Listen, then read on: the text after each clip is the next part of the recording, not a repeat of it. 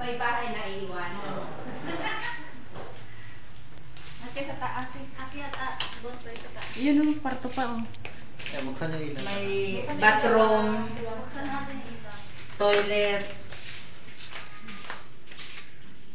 Yan. Pink siguro ang pintura ng, ay ang tiles wall.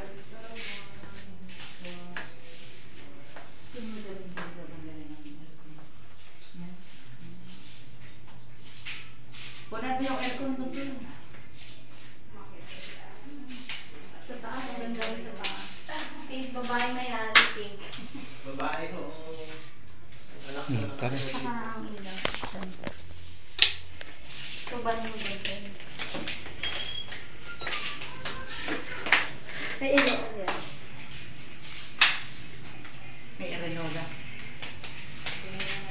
Klase yung nakatira dito, nag-i-Erenola pa. Pag nasa taas ng tulog. Para, wala akong CR doon. Wala. Oh. Oo nga. Pag may CR pa doon, ang bahay na puno ng CR. Hindi ho, yung iba ho kasi pag may second floor, may CR din sa Eh, taas. parang attic lang naman kasi yan eh. Bakit po ba sa taas? Makakaakyat ba ako? Tingnan na natin nita. Ang mga nayumain. Mahihilo ka pala dito dahil Hindi, nita, kaya mo kasi nag-i-slim tayo. Nag-i-slim tayo. Hindi, pakaambay lang. Malaki. Lawak yung dito yung kanto. Sa dulo pa. Pinakasampayan. Sampayan. Master kitchen sa kanila.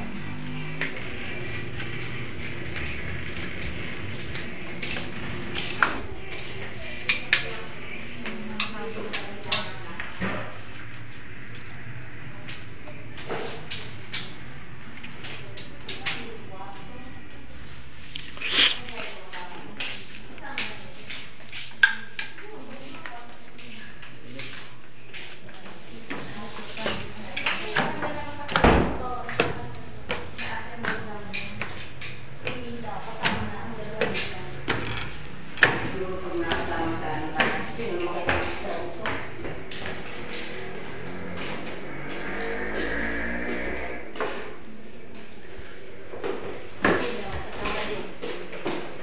Hindi na nakakagaling nakita.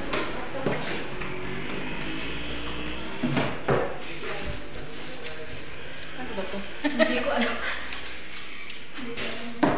Ang gaganda ng cabinet. Ano? Yun. Ang gaganda ng cabinet. Bonds. Mahilig dito mataas.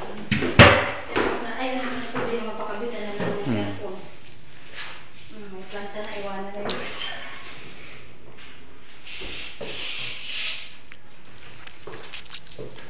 Saka linis ng pintura.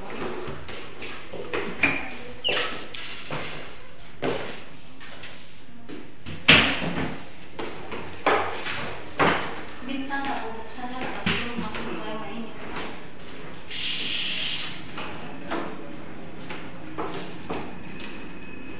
Hati pala ang tawag sa ganito. Yun nasa tuktok. Nasa tuktok. Anong tawag? Hati. Oh, liwanag, di ba nangis? Hindi ka naman, wala naman palang lamok. May screen, no? Green. At ano nga talaga? Kahit buksan mo. Kahit buksan mo, yan. Kahit buksan mo yan, screen. Ano ba ito? Hindi ako marunong magbaba niya. Yan na.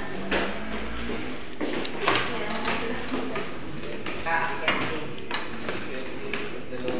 Naku, si Maro hindi makakaakyat. Delikado sa bata.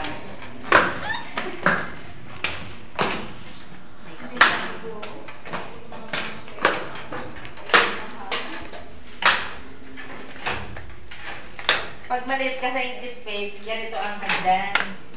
Kasi pag ganun, matakaw sa space. Yan, may takpan, ay may takpan na. Kasama na po yung